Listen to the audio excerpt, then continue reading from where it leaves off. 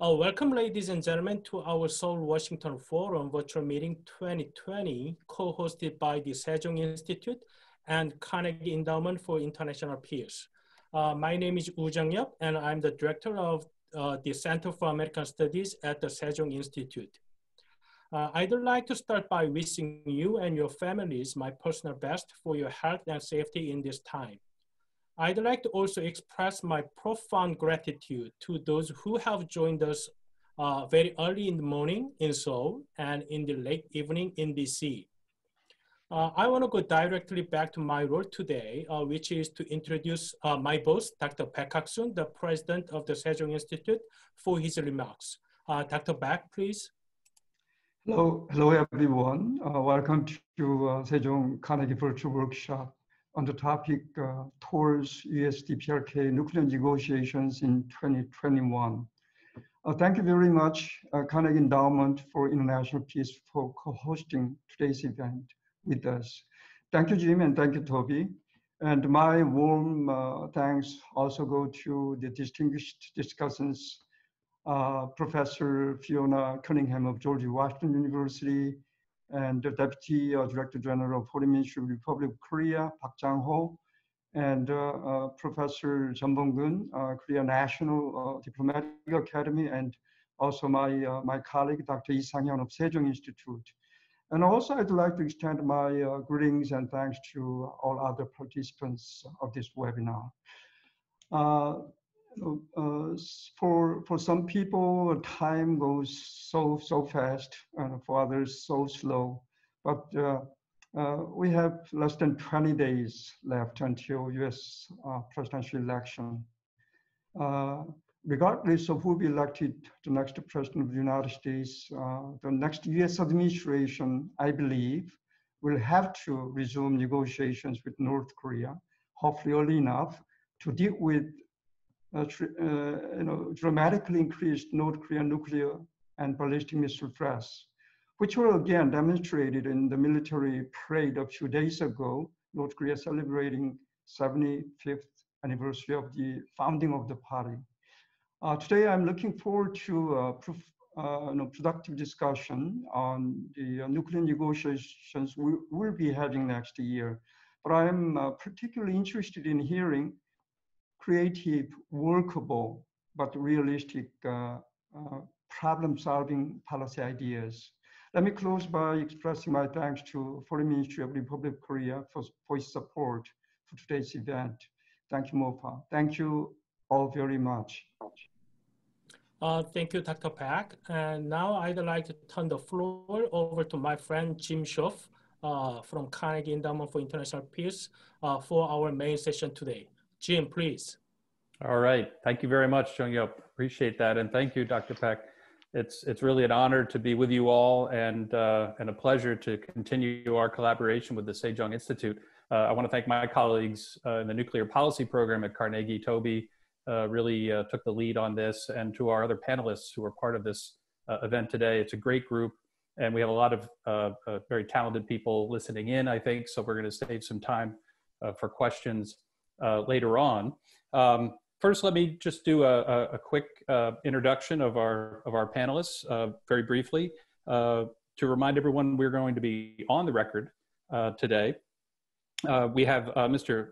Paik Jangho, who's the Deputy Director General of North Korea Nuclear Affairs Bureau in the Ministry of Foreign Affairs. Honored to have him today. He also served in the past as Director of UN Affairs and has been seconded into the Blue House as well, so he has some very relevant experience. Dr. Lee Sanghyun, Senior Research Fellow at the Sejong Institute, has served as a policy advisor to various ministries and served also as Director General of Policy Planning at Foreign Ministry. Dr. Bongguen, Professor at KNDA, and he's also been a policy advisor to the Minister of Unification, and long time ago staffed the KEDO team in New York as well. So we have a lot of experience here from Seoul. Toby Dalton, our co-director of the Nuclear Policy Program at Carnegie, also worked for several years at the Department of Energy. And Dr. Fiona Cunningham, Stanton Nuclear Security Fellow at Carnegie. We're pleased to have her with us. She works at, looks at the intersection of technology and conflict with an emphasis on China. So this is part of this is certainly in her wheelhouse. I am Jim Schoff, Senior Fellow at the Carnegie Endowment for International Peace. So we're going to start off with kind of a round robin of questions to our panelists and get some dialogue going. It's, as Dr. Paik alluded to, it's always timely and important to talk about this issue and to keep renewing where we are within the alliance on our thinking and approaches to deal with this ever slow creeping, increasing development of North Korea's missile and nuclear programs. And I'll be pressing and looking for some creative ideas and some assessments as well. I'd like to start with Dr. Lee, and we're going to start a little bit by looking back in the recent past, kind of evaluating how we've done in the last few years, and then move to the present, and then we'll shift to the future. So Dr. Lee, I wonder how you would evaluate the Trump-Moon era of engagement with North Korea so far. What has been productive or potentially productive in your view? And what has not worked so well? What can we learn by looking back in the recent past a little bit in your view? Well, thank you. First of all, let me start with what happened since the last round of working level contact between US and North Korea in Stockholm last year. So are we better off now or worse off? Well, in terms of nuclear negotiation with North Korea, it is pretty much at the status quo, not much progress, as you know. And also in the near future, particularly until the US presidential election is over, neither Pyongyang nor Washington is likely to move first, which means that perhaps full negotiation with the DPRK is likely to resume with the next US administration. Having said that, what's on the good side? There was no serious provocations from North Korea. Perhaps September 19 inter-Korean military agreement seems to work. And even though North Korea did not violate the military agreement itself, but actually North Korea committed various provocations which undermine the spirit of the agreement, like the multiple launch of the short-range missiles and multiple rocket launches, etc.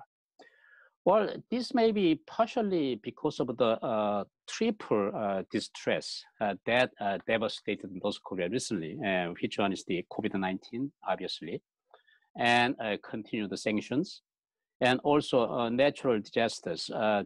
This year alone, North Korea suffered 3 powerful typhoons, and also the effect of US presidential elections. And I think I would say those are on the good side. And what's on bad side? Still, US-Korea joint military exercises are not resumed. And the worst thing is that North Korea is continuing build up their huge military capabilities. Perhaps you have seen in the latest military parade that Kim Jong-un participated. The gravest concern is that North Korea disclosed a bunch of new strategic weapons in the October 10th military parade, which was celebrating the 75th anniversary of the North Korean Workers' Party. So some media took the word like a new monstrous ICBM and SLBMs. And also North Korea disclosed the multiple tactical weapons that can devastate South Korea's capital, Seoul.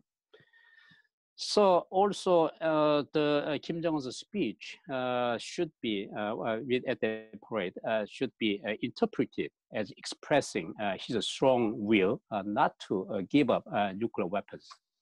So how can all this add up? Perhaps in overall, it seems to me Trump-Moon policy of engagement with North Korea so far has not been quite productive, despite the President Moon's peace initiative. Recently, President Moon proposed to officially declare the end of the Korean War. But unfortunately, the proposal was not welcomed by North Korea yet. So having said that, perhaps we have to wait until maybe next US president and how things unfold in the near future. And perhaps North Korea is watching closely what was going on in US president election. And perhaps Kim Jong-un may be betting on his card with the next US president. So this is my initial remark. Let me stop here. Thank you. Great. No, thank you very much. You're right. I mean, there really was something for everyone in the most recent events and the parade between the speech and the tears and the outreach to South Korea to some degree, but the flaunting of military might and other steps. There's a lot of obscurity still around us. Toby, let me turn to you and ask kind of a similar question, but with an added twist of looking at how you evaluate the progress that North Korea has made, possibly within its nuclear program in this period of time. If we are able to re-engage with North Korea in some kinds of talks or dialogue, what should be some of the priorities that we look for to try to make some meaningful progress on the things that we care about? Sure. Well, thanks, Jim. And again, my sincere thanks to the Sejong Institute and our colleagues there for organizing the discussion tonight. I think it's, if you sort of take as the starting point, not the beginning of the Trump administration, but actually the last year of the Obama administration, it really comes, I think, more clearly into view how much progress North Korea has made from a technical standpoint in its nuclear weapons and in particular missile programs. And so in 2016, if you recall, they had a number of failed missile tests. And basically since 2017, they've had a near perfect record, at least by most observable measures in terms of their testing. So what have they done? Well, they've basically gone from having a proven medium range missile capability that would be able to target US forward operating bases in East Asia. And now they have two, perhaps even three, depending on whether you think the thing with the 24 wheels or however many wheels it had can fly, potentially three ICBM class systems that at least should be able to target the entire continental United States. They've also done a lot of work to improve the survivability and mobility of their missile systems. So we've seen these road mobile multi-axle systems, and you presume that they've built the roads in North Korea in such a way that the roads can handle the weight of those vehicles. They're continuing to work on a submarine platform and have flight tested several missiles that could be launched from that system. They're starting to transition from liquid fueled missiles, which take longer and have some liabilities with them, can be more prompt and ready to launch very quickly. We've seen them practice launching multiple missiles at a time and in various kinds of trajectories. And of course, we've also kind of known, and recent reports have made clear that the size and rate of growth of its nuclear arsenal has also been sustained over the past 3 years. So North Korea, I think today is clearly a much more capable state with nuclear weapons than it was 3 or 4 years ago. And just to underscore Sanghyun's point, I don't think North Korea ever intended from 2017 to get rid of nuclear weapons. And there's nothing that's happened since then that would really change my assessment of that interest. I think just two quick implications that I would point to. It's no longer realistic, and hasn't been realistic for a while, to think of North Korea as a non-proliferation problem, which is how most analysts have thought about it and treated it for a long time. And it's increasingly dangerous to treat it as such. Basically, the notion that some combination of maximum pressure and inducements will lead to unilateral disarmament, I think is not a correct way of thinking about the problem, and in fact can potentially lead to instability and escalation pressures that are very dangerous. And secondly, the effort at defense is getting much harder. The US has invested quite a lot of money in homeland missile defense systems, has invested also in theater missile defense systems. And basically we could pour as much money as we wanted to into those things, but short of major leaps up the technology development curve, North Korea is going to be able to defeat those things far easier and far faster than we're going to be able to sustain and build them up. Jim, I suggest that your second part of the question was kind of a more look forward. And so maybe we can come back to that in the next round. I've got a number of ideas about where we should slant diplomacy to try to build stability around the situation that I've described. Good. No, that sounds good. I agree. We're going to have plenty of time to talk about that next stage. I mean, it's interesting to hear you describe this sobering assessment. And if it's not a non-proliferation problem, then I suppose it's a deterrence and diplomatic problem. More so, I'm not putting words in your mouth; those are my own words. And so let's bring the diplomacy piece front and center and turn to Mr. Paik. Kind of a bridging question from the past into the present day and looking forward. How do you or the foreign ministry evaluate the past few years, and how does that inform strategy going forward from a South Korean perspective and perhaps from an alliance perspective? We also hear different stories or evaluations of South Korea-U.S. policy coordination on this issue. It's often a contentious issue. We've heard at times we're in lockstep working together, but in other areas, perhaps some disagreements about priorities or steps to go forward. So I want to give you a chance to give us your perspective of kind of where we are right now and how does this inform your thinking going forward. Mr. Paik? Okay, well, good morning, everybody. Let me apologize for the talk. We had a bit of a technical glitch. Let me first start off by thanking our hosts, the Sejong Institute and the Carnegie Center for organizing this panel. And thank you very much for inviting me to join you guys.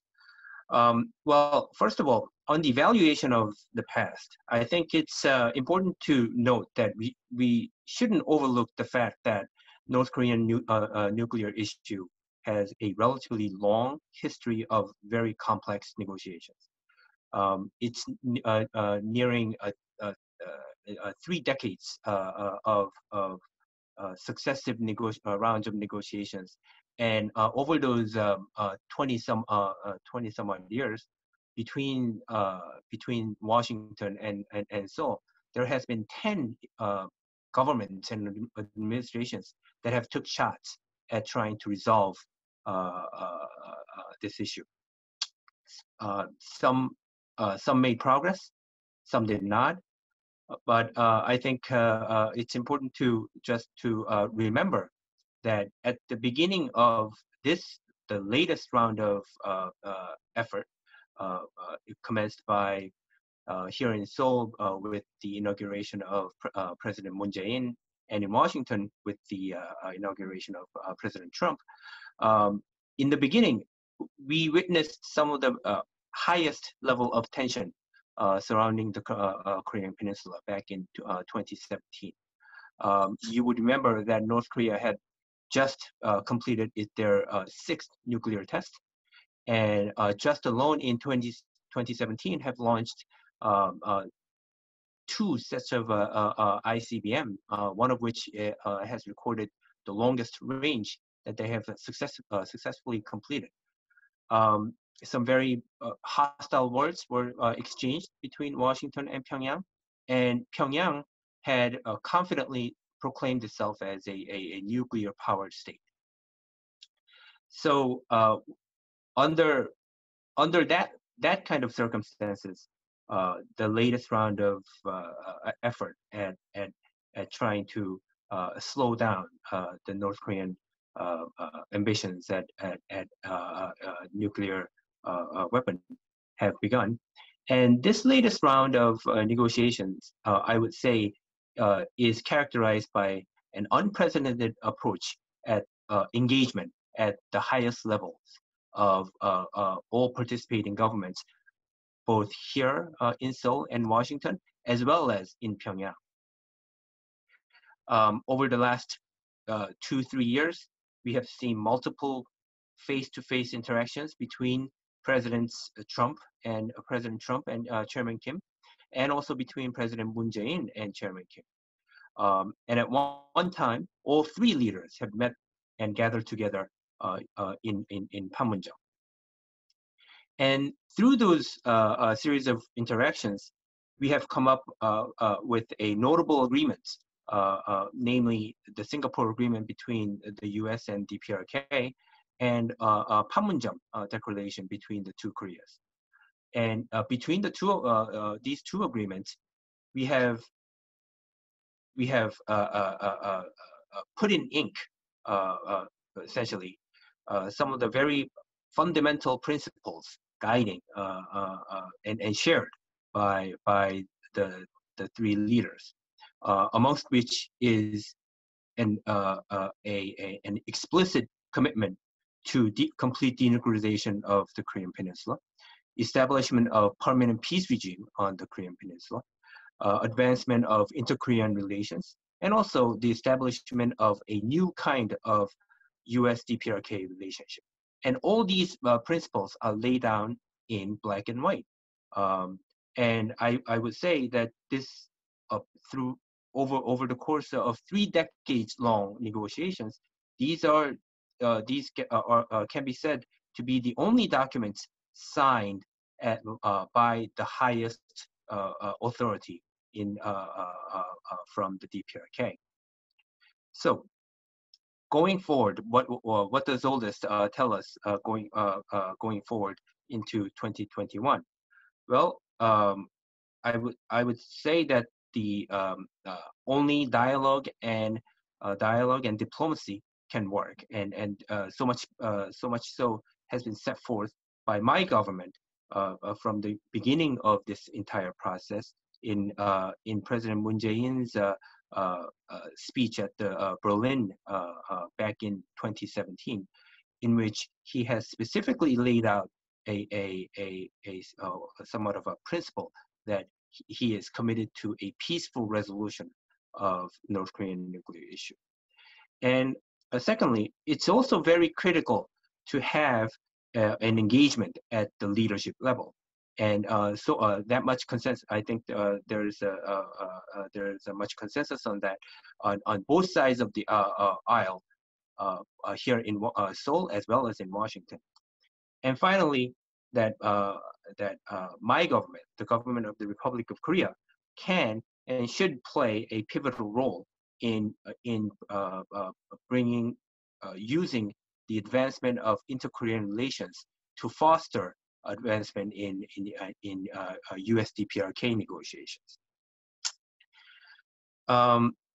Let me just address the last question that you asked about the policy coordination between Seoul and Washington, and I can tell you that we have myself and our team here in Seoul have been extremely fortunate to have met and have worked with some of the finest and most capable team and colleagues in Washington.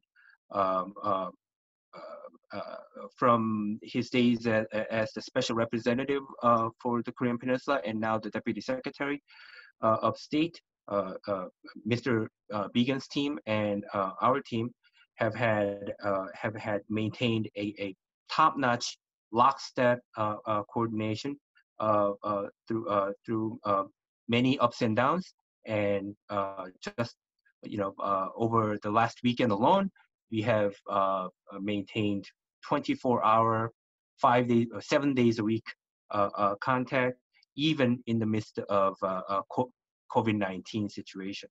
So I could tell you that at least between our two teams, there's no complaints on from here in Gwanghwamun or Foggy Bottom, and we're quite happy with with the relationship that we have able to foster. Thank you. Well, thank you very much, Ms. Paik. That's good to hear. And, you know, it's interesting. This will be something we'll talk about in a little bit. But the difference between a second Trump administration and a Biden administration, certainly one thing in the plus column I would personally put is Biegun's presence there as Deputy Secretary of State is kind of an unusual position to have someone who's so focused, laser focused on this issue at such a high level. But your answer stimulated a lot of questions in my mind, and I want to put one down for everybody to think about after we go through this session, and you can refer to it as you like. Part of, as you were talking, I started thinking about the catalyst for diplomacy. What's the catalyst for diplomacy? What has it been, and what could it be in the near future? Some in the United States thought that maximum pressure in 2017 was the catalyst for diplomacy that pushed Kim into the diplomatic process after the Olympics, or leveraging the Olympics in 2018.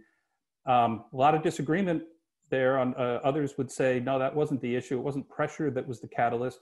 It was North Korea's satisfaction or sense of accomplishment with its own deterrent or its own capability, that it felt it had something, that it was coming into the discussions with some level of a position of strength. So I'm curious how people evaluate what was the catalyst before, and how do we see a catalyst going forward. But before we get to that, I want to turn to Fiona Cunningham and bring a little bit of the China piece into the mix. How do you see China's role and views kind of in the recent past and going forward, how China sizes up the situation? China was a key supporter of tougher sanctions in 2017, which has created this potentially more dire situation for North Korea, and yet it's also now criticized for not allowing sanctions evasion to take place. And it was the freeze proposal, in a sense, that Beijing put forward, that we all eventually picked up on in one shape or form. So Fiona, from your perspective, I'm curious how you see things and China's kind of perspective on this. Thanks very much, Jim. I also want to echo my co-panelists' thanks to the Sejong Institute for inviting me to be a part of the panel. So obviously China is a key player in these negotiations, but what I wanted to do is spend a little bit of time talking about its priorities and its ability to influence developments, because I think these calculations are quite complex within China and compare maybe how things looked in 2017 to how they might look now going forward for China. So obviously, as Jim alluded to, they joined China's supported sanctions in 2017, but since the direct negotiations have opened up between the United States and North Korea, they've played something of more of a background role, had direct contact with obviously Kim Jong-un on a number of occasions, and most recently in the last, I would say, 9 months approximately, have been calling for sanctions relief for North Korea, despite perhaps not seeing the sort of progress that we would expect for that to occur. So what's going on with Beijing's calculations? Obviously, denuclearization is not Beijing's #1 priority when it comes to its relationship with North Korea. It has a number of other priorities. And so I looked back to some notes from some negotiations or meetings that I had sat in on a number of years ago to see, what were Chinese priorities around 2007. And I think its move to support the sanctions regime were really motivated by 3 main priorities that I sort of drew out. The first is ensuring nuclear safety on its border, given the risks that it was perceiving from DPRK's pace of nuclear testing. The second was ensuring its strategic situation in the region wasn't harmed by the DPRK's nuclear developments, and especially, I think, following the THAAD deployment and that particular incident in 2016. But probably most importantly, I got the sense that China was genuinely concerned about a US preventive strike on North Korean nuclear capabilities, whether in some broader conflagration or otherwise.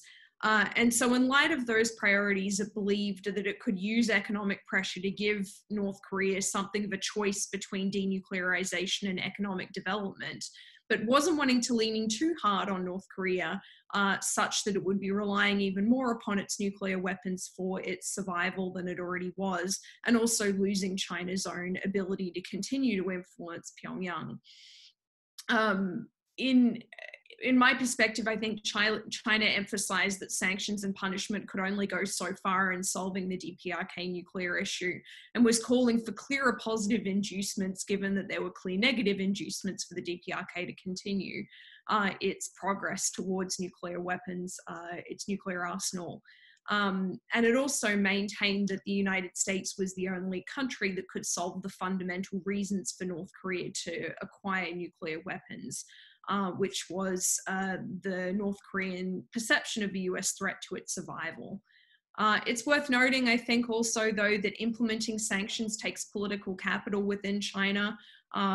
It's something that China can do if it puts effort to it, but I think as the COVID outbreak in Wuhan earlier this year indicates, there is some inertia and some friction, I guess, between local and provincial governments within China to getting things sort of working in that particular area. I would also add that the lack of military exercises was something that, as part of this sort of freeze for freeze proposal, was something that benefited China's own security and its own strategic interests, given that Beijing views these kinds of exercises as negatives for its regional security. So how does that sort of set of priorities then stack up today? While I think that these domestic priorities, in particular of nuclear fallout that concerned China in 2017, would still resonate today in the absence, I think, of DPRK nuclear testing, the thing that it's probably focusing on most is what the implications are of US DPRK negotiations for its security in the region, and in particular through the prism of US-China competition. There isn't the same sort of clear and present danger, I think, for Beijing being concerned about conflict on the peninsula at present as there was.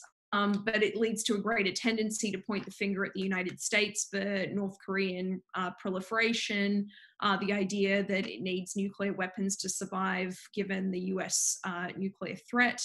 I think there's plenty of empathy among some Chinese strategists for the Kim regime's and the Kim prior regime's decisions to acquire nuclear weapons, and they tend to sort of mirror image China's experiences from the 1950s onto North Korea. So I think that's it, and that it also sort of comes up in some ways in the message that Xi Jinping offered to Kim Jong-un on the 75th anniversary of the Korean Workers' Party just in the past week. I think there's also some doubt among Chinese analysts as to whether the US would actually do what is needed to ensure denuclearization, and that it's sort of starting to see North Korea as an excuse for the United States to do things in the region to contain China, and in particular maintain troops. I don't think China sees North Korea as a way to destabilize the United States at present. But it has, I think, fewer incentives to cooperate with Washington for the sake of the US-China political relationship on North Korea. And the US is going to have less leverage going forward as links between the two countries are reduced and tensions mount between them. So I will leave it there. I have some ideas as to what might resonate with Beijing in the future that we can talk about later. Great, thank you very much, Fiona. I'm glad we got the China angle in there. It's really important. Dr. Jun, thanks for your patience. You've had a chance now to listen to a lot of input. The main question I had prepared for you is really to think about how would you advise, let's say it's January 2021, we have a kind of a new team, or a team from Washington coming, meeting with a team in Seoul, government officials, and they bring in some key experts to get their advice about how to jumpstart and move forward with diplomacy and engagement with North Korea. What would you say? What would be some of the priorities and the strategies that you would put forward? But also feel free to comment on anything you've heard so far, and then after we hear from you, we'll kind of open it all up to a free-for-all. Okay, thank you, Jim. And I also would like to join others in thanking the Sejong Institute and the Carnegie and the Foreign Ministry for inviting me and to give me a chance to share my thoughts on these issues. You know, all of us were here for a long, long time in observing these issues. You know, President Paik Haksoon maybe over maybe 2 decades, 3 decades in following these issues. Jim, you too, probably. So here is just a couple of my own a big observations on the issues that we have to take into account. And then I'll give some my own advice to the government. Here is my very general observations, very simple ones. During the last 30 years, beginning with inter-Korean denuclearization negotiation, the declaration, we have 3 decades of experiences of working on these issues.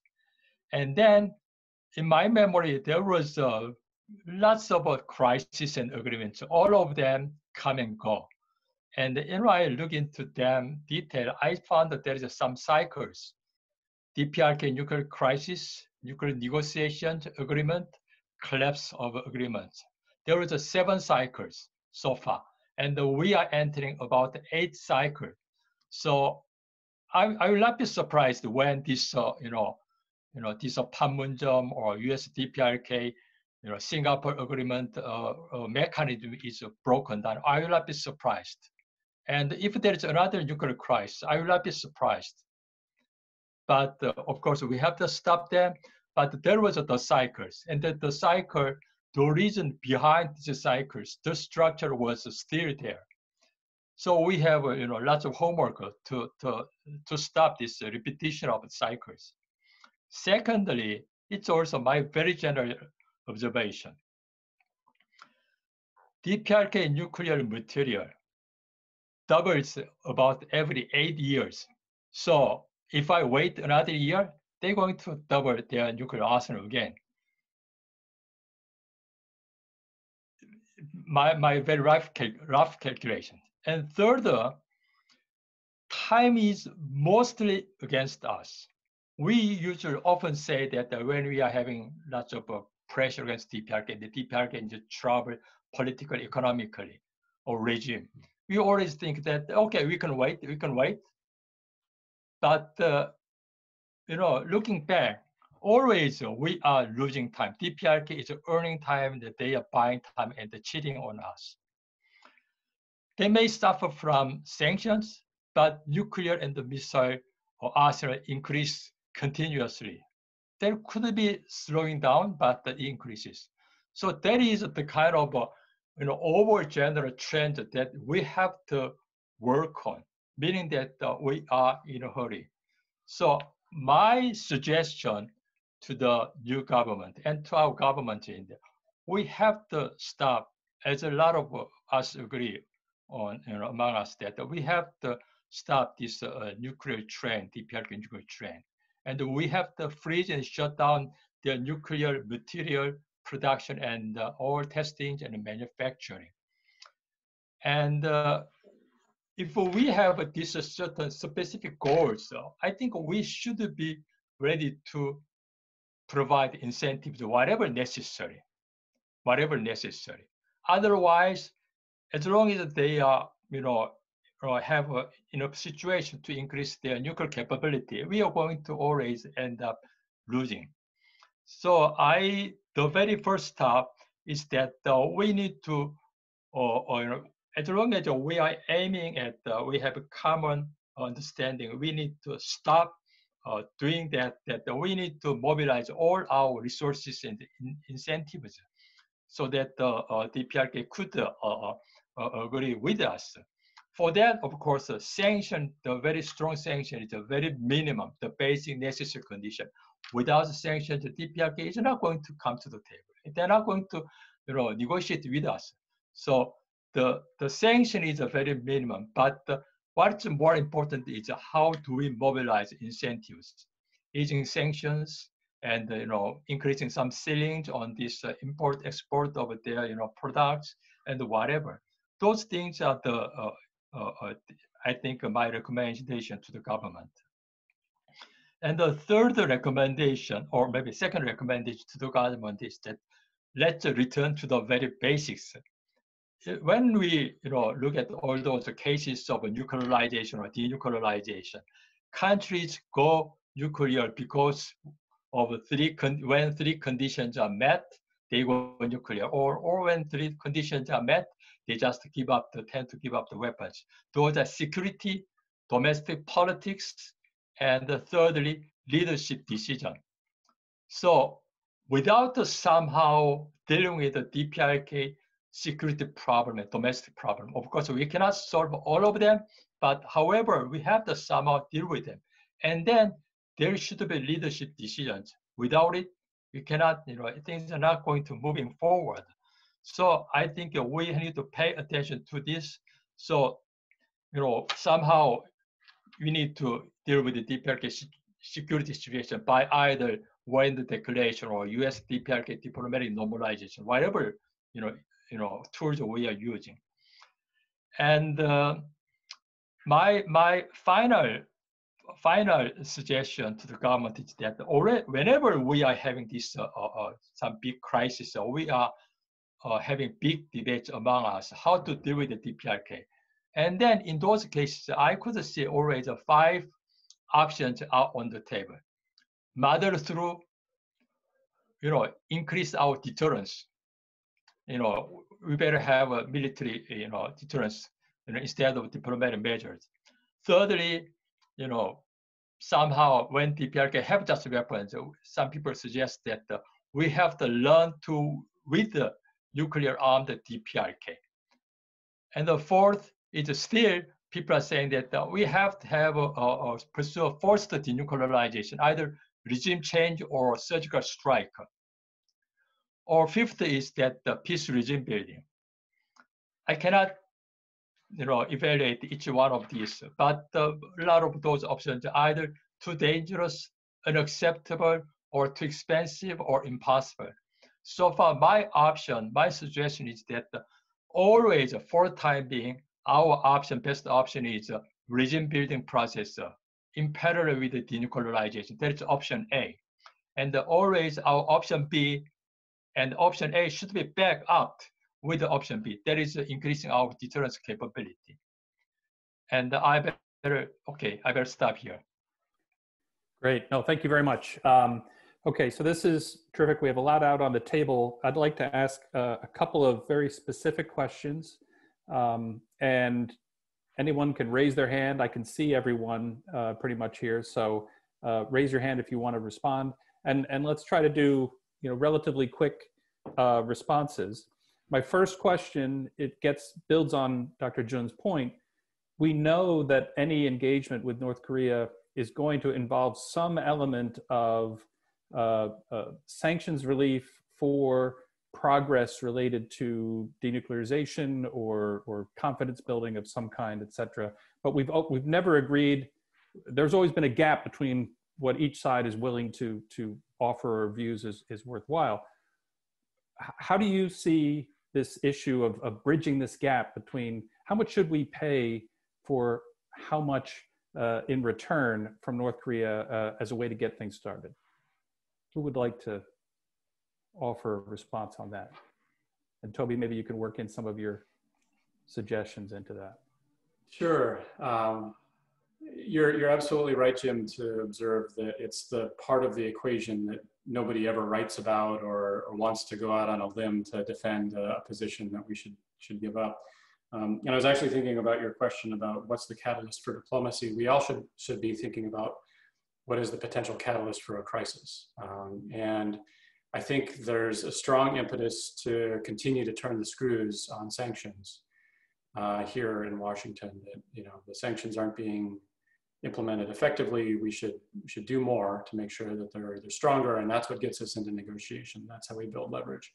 And I really worry that that's actually a likely catalyst for crisis, is that we go down that road and we see the cycle begin that Bongguen described.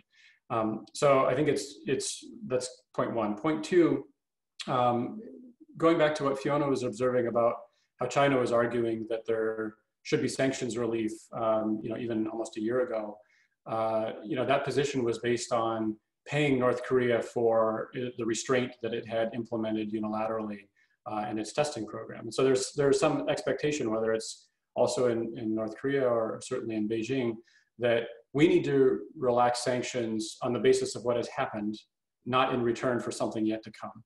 And so we're going to have to contend with that belief in North Korea and probably in Beijing, that it's going to be very difficult to build any additional leverage through sanctions as long as that's the case. So what do we start to give up? I think that we're going to have to face up to rolling back some of the sanctions that are there, or at least finding ways to introduce temporal relaxation so that they could come back if need be. Maybe others are more specifically versed in sanctions to identify which kinds of issues. But if we're going to go down that road, I think it needs to be part of a process of threat reduction and building towards threat reduction and building stability so that we can avoid some of the potential catalysts for crisis that get us back into that slippery slope that we want to avoid. I think even as there's an effort to kind of rebuild the US-ROK alliance, an effort to think ahead on deterrence, as South Korea is building up its own independent deterrence and defense capabilities, which I think is all necessary, need to make sure that that is going hand in hand with some effort to build stability and to avoid the potential for escalation from provocations or accidents or what have you. So that's kind of the principle that I would put forward as we think about what to do with sanctions and how to position them as an entry point into further negotiations. Great. No, thank you. Can I encourage my Korean friends to jump in on this element of the question, which is, if we think about a catalyst for diplomacy, one issue that President Moon has been pushing recently is this idea of an end of war declaration. And presumably the US, the Trump administration has agreed, as long as North Korea is willing to go forward. What role does an end of war declaration play potentially as a catalyst for diplomacy? Or are there other inter-Korean collaboration, cooperation elements that could potentially help play that role and be some of the things that help us get started before we have to get to this sanctions for denuclearization, sanctions relief for denuclearization equation? Who would like to take that on? All right. I have Dr. Lee and then Dr. Jun. And all three of you are welcome to join. But Dr. Lee, go first. Well, we already, South Korean government, Moon Jae-in administration, already proposed at many occasions that there are ample opportunity that two Koreas can work together to diffuse tensions and make a progress in denuclearization. And one of the latest initiatives that President Moon Jae-in raised is the officially declared the end of the Korean War. So some people may say that why at this moment? But obviously, Moon Jae-in government's priority is on the making peace on the Korean Peninsula. So without peace, everything doesn't have much meaning. I think that's the key rationality that Moon Jae-in government's initiative. So in the latest UN General Assembly speech, Moon Jae-in, President Moon proposed that the end of the Korean War declaration. And he publicly asked this global support for this initiative. And also, but one of the problems that already we discussed this, somebody told about this, South Korean politics is extremely polarized during these years. So some people, particularly concerned with the South Korean security, may say like this. So let's think about North Korea's what will be the list, what will be on the list of North Korean demands after a declaration to end the Korean War. So probably they say that North Korea say that now war is over on the Korean Peninsula. Why should foreign troops stationed here? So perhaps we can easily anticipate North Korea's next demand may be that, okay, now USFK should withdraw, and also South Korean government should dismantle Korea-US alliance. The problem is that if North Korea demand that option in parallel with the actual progress in denuclearization and negotiation, but obviously currently we don't have any indication that North Korea is ready, willing to accept that option. So the latest military parade clearly shows that North Korea has no intention to give up their nuclear weapon. And instead, they are trying to build a mass buildup. So at least the bottom line should be like this. When North Korea is indeed giving some indication that they are genuinely willing to engage in negotiation to denuclearization, and also they try to make some joint effort to make a peace sustainable on the Korean Peninsula. Until then, I think any initiative, the problem is that the problem is not we don't have any initiative. We have a bunch of them, but North Korea is not ready to accept any of them. That's the real problem. So how can we convince or persuade North Korea to accept any of those initiatives? Perhaps I think the big strategic decision of those Korean leadership is a key point. So I'm not sure whether next US president or Moon Jae-in direct diplomacy may have some chance to do that. But it is eventually, ultimately, it's up to North Korean leader whether or not accept this initiative. Thank you. Dr. Jung?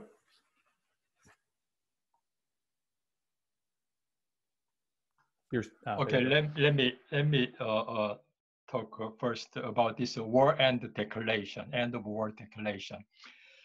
I think there are two ways, two roads toward a peace regime building on the Korean Peninsula. One is by having peace treaty. In that case, the entry point is a war end declaration, and then finally a peace treaty. We're going to have a peace on the Korean Peninsula. Another way is that's a very much legalistic approach and a very common approach. Another approach is that when this legalistic approach is hard to achieve, then we could have a little bit detour or political approach. That is that normalize hostile relations in the region. In this case, inter-Korean and the US DPRK. So my government position is that we are having somewhat very much symbolic and the institutional approach by having this war end declaration, though it's somewhat symbolic. And then we could move toward, take really steps toward the peace regime and the peace treaty. But if that's very difficult, if that has some political opposition, I would like to suggest that by just jumping into political approach, for example, instead of a war end declaration, why don't we have the first step as US DPRK, a declaration for the diplomatic normalization, or they just have the very first diplomatic normalization negotiation. And then they might be, they could provide a much better environment for having war end declaration. So that's what I want to emphasize here is that we have two roads, peace regime with the peace treaty and the peace regime without peace treaty. So if one is too difficult, we could take a little bit detour. And the second point that I want to make was that the issue that Jim raised earlier. What is this gap? The gap between US DPRK and also among us, we have a big gap of this problem. One of the problem was the reversibility problem. In our case, we think that once sanction is lifted, it's hard to reverse. But DPRK is thinking exactly the opposite. Sanctions could be on and off anytime, but when they dismantle their facilities, they cannot reverse it. So it's a very, we have a big gap between US and DPRK on this reversibility of sanctions and dismantle. We need to work on it. And another big gap problem that I could imagine is that when we are on the table, we expect from the DPRK some sort of verification and the declaration and verification. From our side, we expect some full-scale declaration, even if you are not going to dismantle them. But we want to know what do you have. But it's very hard to imagine that DPRK is going to declare all they have. They may just slice one by one and show it to us, but it's hard to imagine. So there is another problem that we have to work among us and work with DPRK. Okay, stop there. No, thank you very much. Definitely good points to make there. Mr. Paik, did you want to jump in on this question, or you don't have to, because I have another question, even harder if you. Okay, well, I'm going to squeeze in one more question, and then I want to save time, and we'll be turning to, I'll let Jung-Yup explain how people can ask questions to us.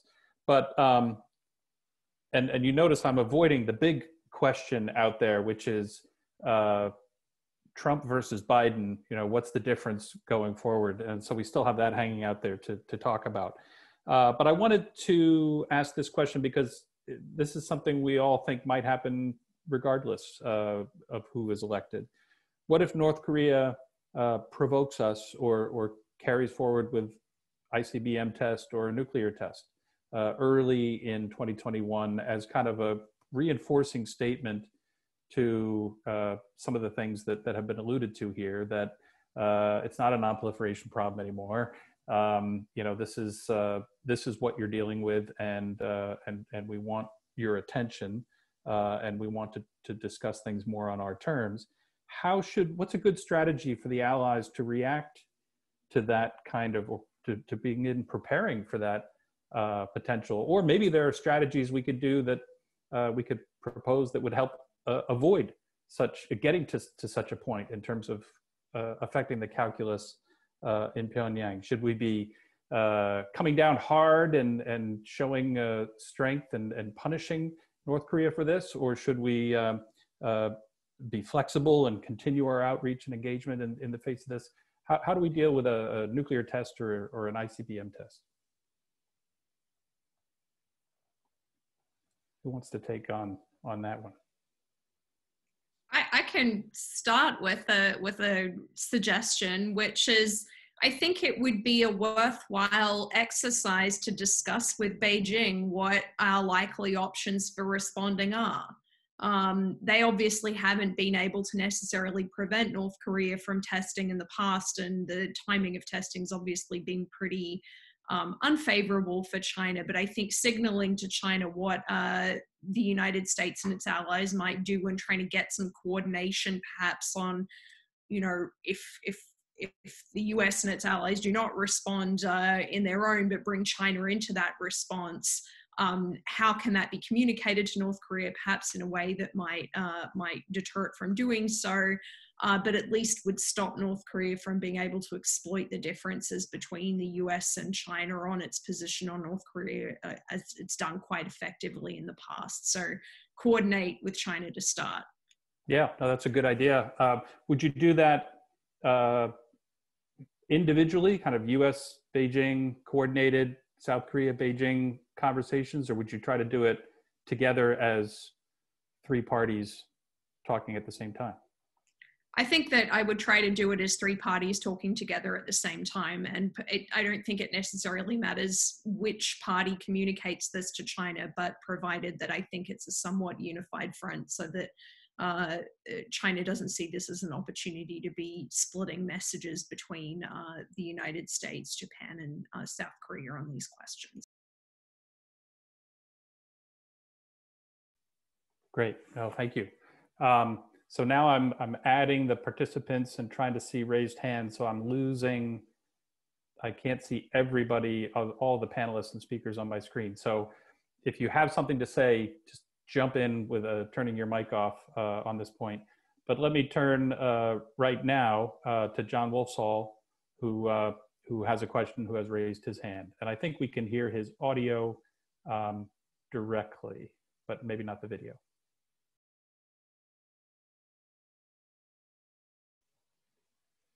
So John, go ahead if you can try. Let us know name and affiliation and what your question or comment is.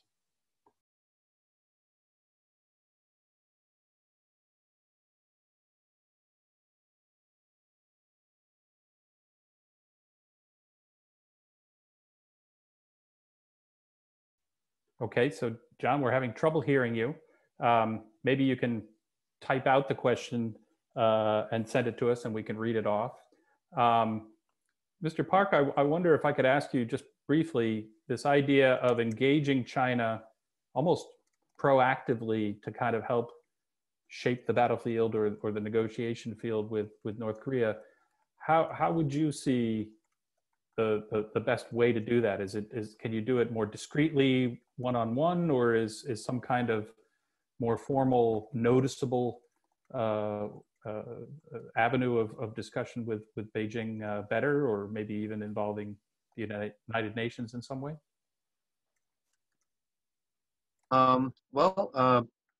You know, we're in the business of diplomacy, and so I mean, the channel of communication and revenue for meetings are always open, and they do proceed, whether it's publicized in the open or not. But you know, certainly to take Fiona's point, a very valid point, that China has an important role in this discussion, especially considering that Beijing's special relationship with Pyongyang, as well as Beijing's just simply physical role in to successfully implement international sanction is also cannot be forgotten. So certainly our office maintains close contact with Chinese Foreign Ministry, as we do with the State Department, and we know that our counterparts in both Washington and Beijing are also in very close communications. And of course, we do share a lot of interesting thoughts on how to go forward. Just to put in my 5 cents on your question on possible North Korean provocation. You know, I think it's interesting to note what had occurred over the last weekend, as we probably all saw their grand celebration to celebrate the 75th anniversary of the Korean Workers' Party. And some of the more interesting things to note was, aside from this somewhat positive connotation extended to Seoul government, we should also note that in both Chairman Kim's speech and as part of the program, there was no explicit agitation toward targeting at Washington, which can be said to be unusual. And there was certainly no physical provocation that some of us might were worried or might have expected. So it seems to us that Pyongyang intends to certainly wait and see the result of at least the result of the U.S. election, and they have no appetite to make any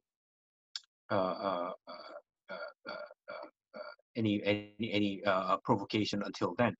But what happens after is something of interest to all of us. And I can tell you, I can assure you that so far as any responsible government is concerned, under no circumstances would we accept any provocation to be desirable on the Korean Peninsula. And just simply looking at the long list of very strong United Nations Security Council resolutions, which clearly reflect that kind of a unified resolve of the international community to not tolerate any further North Korean provocations. And we certainly hope that our colleagues in Pyongyang should by now understand that point. Great. No, thank you very much. Okay, John, I think we have your mic fixed, and then I'm going to go to Dr. Jun. Okay, can people hear me? Yes. Great, thank you so much. Thanks for organizing this, and it's nice to see some old friends from Seoul. So Haksoon and Bongguen, it's good to see you all, and hope you're doing well. In the face of this concern that the DPRK might try a provocation after the election, particularly if there's a new president, to me it seems the most important thing we can do, particularly if we agree, as I think we should, that this is, I think, needs to be less of a non-proliferation problem and much more of a stability and a deterrent problem, that the best thing we can do as Americans and South Koreans is maintain a very strong US-ROK alliance. And so I'm particularly concerned or interested in how the perception in Seoul has shifted over the last 4 years in terms of the American commitment to South Korean security, and what we in the United States should be thinking first and foremost, putting aside for a second negotiating strategy with the DPRK, but what we can do to demonstrate perhaps a new way of thinking or returning to an old way of thinking about reassuring our allies, demonstrating a unified commitment to defense and security so that DPRK understands that they can't divide the alliance, that they can't drive the United States off the peninsula without the full agreement of the ROK. And so I understand, since we're on the record, it may be very difficult to get into specifics, but is it a question of tone and the way that the president and senior officials talk about the relationship? Are there specific things that will be of particular interest? I'm thinking about negotiations on burden sharing and basing rights, exercises, following diplomatic paths. I'm just curious to get some personal insights from some of our South Korean colleagues, how they would advise Americans to think about this after January 20th. Thank you, John. That's a good question. I'm going to turn to Dr. Jun next. He doesn't have to respond to this question specifically, but he can if he wants, but he had his hand raised from before. But our other Korean panelists can think about how to respond. I would begin throwing into the mix now, because time is moving fast, Dr. Paik, time is flying, that here we get into a difference between Trump versus Biden, I think, quite explicitly. Biden's very strong commitment, stated commitment to reinvigorating the US-ROK alliance, and Trump's personal ambivalence, and the host nation support negotiations, other issues come into play. And so the ability to demonstrate that rock solid unity in the alliance may be affected depending on who wins the election. And then there's also the Japan-Korea relationship in there as well, and the ability to do that in a trilateral dynamic. But Dr. Jun, let me turn to you. You can say what you wanted to say or jump in on this, and then others can raise their hand or let me know how they want. Yeah, I'll be quick on this China issue. First, we need to convey our message to China that when DPRK is ready, how we are going to proceed with our negotiations. That's plan A. And also we need to tell China that we have a plan B when DPRK is having another ICBM or medium range missile test or nuclear test, meaning that we should have our own military build-up and some demonstrations that's necessary. We need to convey our intention to do that, so that China could be ready to talk when they are ready to talk to DPRK. And also, we need to talk with China. We mean the U.S. and Korea. That what will be our initial package of a give and take when there is a third summit or any serious negotiations with the DPRK side. What we are ready to provide to the DPRK especially, and also what we want to know. Thirdly, when you talk to China, also we need to convey what is our broad conceptual roadmap from here toward some middle step toward the end stage. Otherwise, always it's going to be, daily negotiations. We need to have some understanding or consensus on the big framework. Otherwise, it's going to be, easily could be falling apart when we come across certain problems. And my next suggestion to Carnegie is that Carnegie, you could utilize your own manpower or convening power to have Korean and the Chinese Institute and having some roadmap of denuclearization of DPRK Korean Peninsula and the peace regime on the peninsula, so that we could have some general understanding of what should happen, when we are on this right track. And then probably Carnegie could be in a better position to have a talk to our side and the Chinese side. You also have your own office in China, in my understanding. Thank you. Oh, thank you. First, we have to get rid of this pandemic so we can really start convening the way we want to.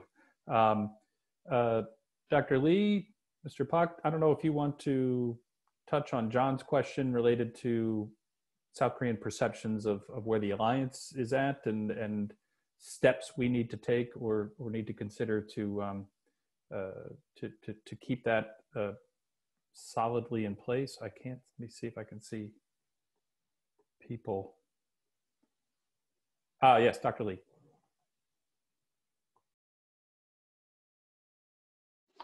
Well, thank you. Let me respond briefly to John's question about how can we evaluate 4 years of the Korea-US alliance during Trump administration. So in order to evaluate, I would like to say that we have to differentiate between government to government relationship and Trump factor.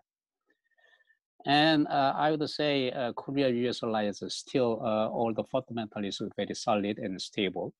But sometimes President Trump makes us a little bit embarrassing, particularly South Korea's conservative population, conservative sector of Korean population. They fully support Korea-US alliance, but there is some, we can see some change of the US alliance policy. So we don't know yet whether it is a fundamental change in US alliance policy or is it just a Trump factor. So most of the people believe that the Korea-US alliance is based on something something that can be called a commitment. It's more than a military relationship. Korea-US alliance is more than a military relationship. It is including economic, social, cultural mingling of the two countries. But, okay. So it seems to me, even though Trump, it is understandable that Trump is doing that kind of thing because his first priority is America first. But sometimes I feel like it's not America first, it's money first. So Trump administration can get some money because of this policy. But at the same time, I worry that also the United States is losing something that money cannot buy. I think that is called a commitment and a friendship, something like that. And of course, even though Biden is elected in the presidential election, perhaps the pressure to increase South Korea's military burden sharing will continue. And also there may be more discussion about the status of the USFK and Afghan transport, something like that. But the good thing for Biden is that the process will be more predictable. And also because of that, probably we will approach that issue more systematically based on existing channel of communication. So in wrap up, I would say Korea-US alliance is still quite a solid and valuable asset for both countries. But I think this is the time that both sides should be careful about how can we control unnecessary noise or a wrong signal toward each other. And also we have to pay more attention to strategic communication at top level. Thank you. Thank you very much. Good observations. Mr. Paik, I think I had your hand up, yes. And then I'm going to turn to Toby for something he wanted to add in. Okay, as I said in the beginning, at least in those of us dealing with the North Korean nuclear dossier, over 3 years we have been in perfect harmony and lockstep partnership. So we are very fortunate about that. Without delving into various comments made by previous two colleagues, let me just say that the strength of the US-ROK alliance runs deep and far beyond any party affiliations, either in Washington or Seoul.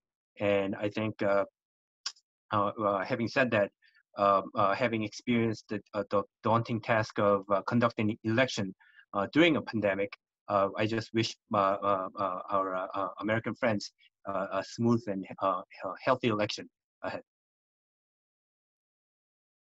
Thank you very much. Appreciate that. I have Toby, and then Jonghyuk, did you have your hand up? But let me go to Toby first. So I wanted to come back on the issue of reversibility that Bongguen raised and try to offer some constructive thought here. I don't know how you get into a negotiation with North Korea and, you know, whether it's at the top level or lower level or how you solve that problem. I think we'll kind of have to wait and see what sort of opportunity emerges. But if we're going to do something that is reversible for reversible, then I think you're right that reversible sanctions for irreversible dismantlement doesn't work. It doesn't work for North Korea, right? So instead, you know, the test moratorium, that's reversible. And so we've kind of been in that space. I'm not sure that it was worth very much. It's, you know, probably worth something from a kind of buying time for diplomacy standpoint. But you can start to see that there's more opportunities down that road. And so, you know, some sanctions that are reversible for lack of military exercises with nuclear missiles, or confining nuclear weapons to bases, or some constraints on North Korea's nuclear posture that would be visible to satellites, for instance. Or, you know, down the road, you could also imagine, you know, first not monitored, but then having some kind of inspections on production constraints. You know, no more building of ballistic missiles or the big trucks that carry them, or no more producing fissile material. At the Bongguen facility, we can have, you know, using satellite imagery, a pretty good idea of whether the reactor and the reprocessing line are running or not.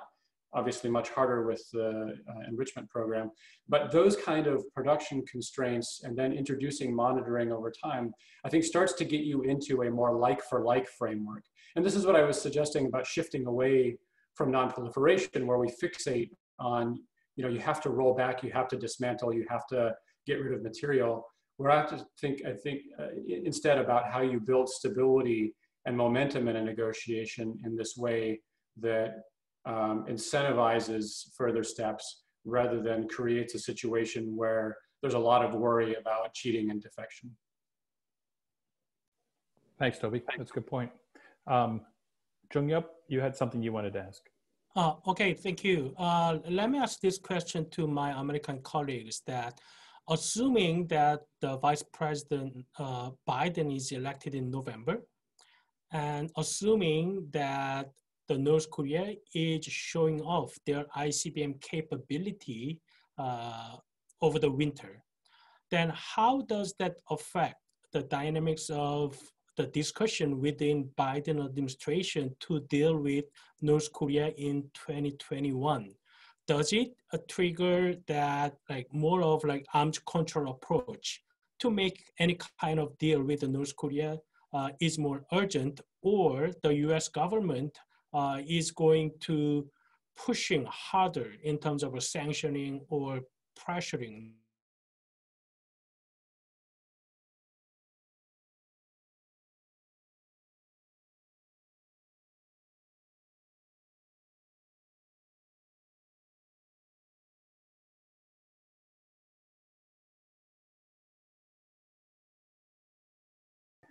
In large part, that's because it's still unknown, even though there's this big kind of foreign policy apparatus and you can see what he's talking about in speeches and responses to questions by reporters. And we know Tony Blinken is there, and we know there's a few kind of known entities who are involved in the campaign, but it's going to be a broad collection of different people who think differently, I think, about the North Korean challenge.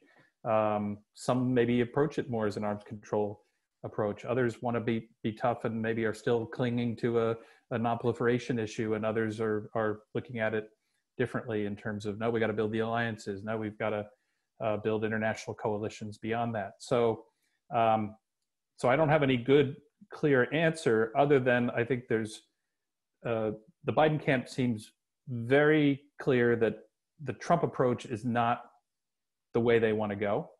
And the Trump approach being dismissive of allies. So that's number one. So I think the allied piece is the foundation upon which all the Biden approach will be built. The whims of an individual and this idea of an individual relationship somehow driving it, I think they're going to be much more interested in a structured, professional, sophisticated approach. Hopefully North Korea might be interested in that. But within that, there's going to be a lot of debate, I think, in the early days of the administration to try to think how creative they could be in terms of taking little steps that actually help lead to, I don't think you're just going to jump into a constructive bilateral negotiation with working groups and this and that. We're going to have to find a way to ease into that. And unfortunately, that to me would be the message to send to China and to others in advance, which is give us a chance to work with North Korea to build stability in the region. Whatever you can do to convince them not to poison the well right at the very beginning with a nuclear test or a long-range missile test is important, and give us time to try and see what's possible. Sorry, I went on too long. Toby, do you have thoughts, and anybody else? Fiona, you can be. I would point out an interview that Brian McEwen gave to Yonhap News, I guess late last week, in which he's a kind of named advisor to Biden, as a longtime staffer for Vice President Biden, and so I think speaks pretty clearly as somebody who understands the Vice President's inclination on these things. And he said a couple interesting things. He said he wouldn't rule out the possibility of a Biden-Kim summit, but basically said that would have to be part of a strategy, not a one-off, and that it would require a lot of lower-level diplomacy too. Said basically, we're not interested in giveaways with nothing in return, and specifically the military exercises. And so there'd have to be some sort of concrete process and outcomes, and it would have to be sustainable, unlike the kind of reality TV diplomacy. Those are my words, not his. Interestingly, he noted that denuclearization and peace and prosperity are the objectives. So clearly, there's some recognition that it can't only be a nuclear-focused negotiation. There's broader issues too. He said that sanctions are just one tool, and that for a humanitarian approach. Although I think probably also there wouldn't be very much shyness about calling out human rights abuses, for that matter too, perhaps somewhat in contrast to the approach that the Moon administration has taken. And also recognition that China is a key partner, in addition to making sure that we're well coordinated with South Korea and Japan, and that our alliances are in strong shape. And so I infer from that that you can't do a stupid trade war and expect China to work with you on North Korea, and that you have to kind of get all those things lined up before you can have a sustained and effective approach to diplomacy. Well said. We're just about at the end of our session, but we have time for maybe any final thoughts or remarks or from any of the panelists if they want to add something, or I can turn it over to Jung-yup for the Fiona, and then Dr. Paik. I mean, thanks very much, Jim. I just wanted to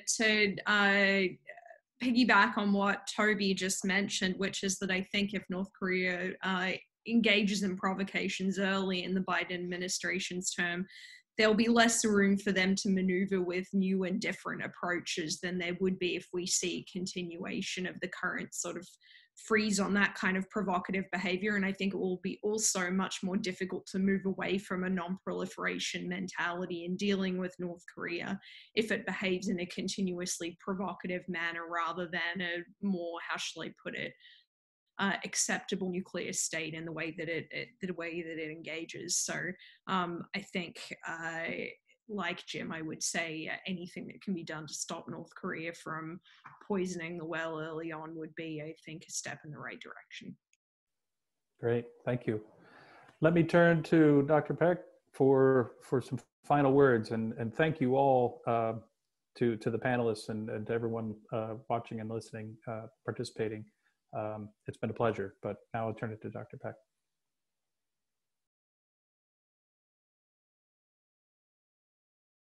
Dr. Paik, I think you're still muted, actually. I think you're still muted. We can't hear you.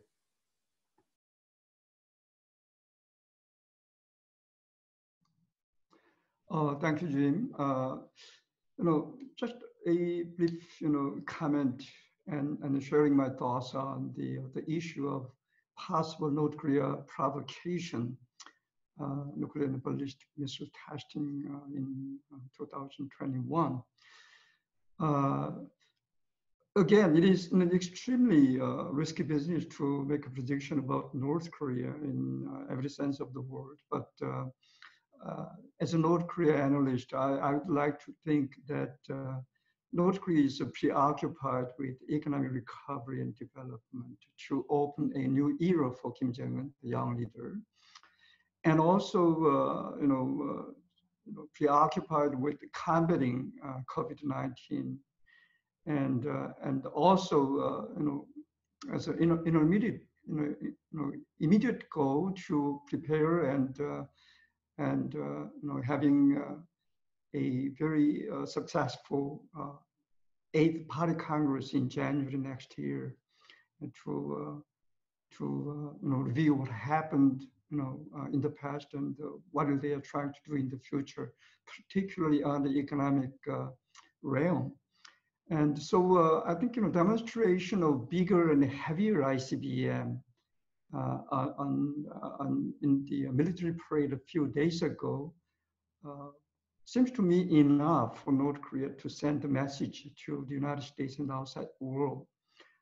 We don't know, what Kim Jong-un is thinking of, but I try to think it that way. So I hope my prediction will work, as I intend for North Korea to abstain from any provocation, particularly at the time of new administration and re-elected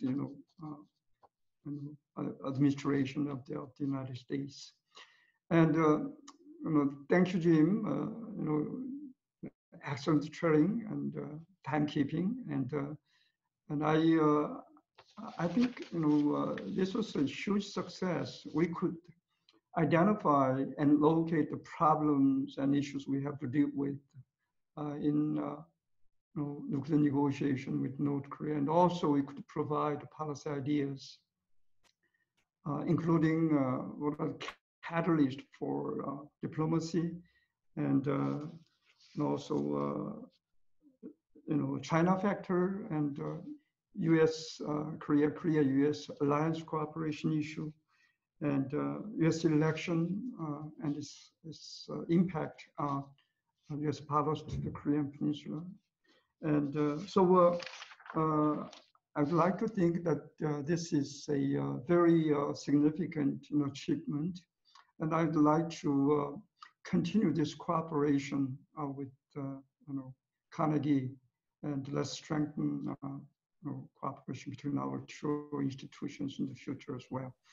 Thank you, Carnegie and Jim and Toby and Fiona on the American side, and thank you for Korean participants on our side, including Deputy General Director General Park Jangho. And so thank you all very much. Thank you, Jangho. I always forgot to mention, the huge contribution and effort Jangho is making for arranging and organizing all these kind of webinars these days. Thank you, Jangho. Yes, indeed. Thank you.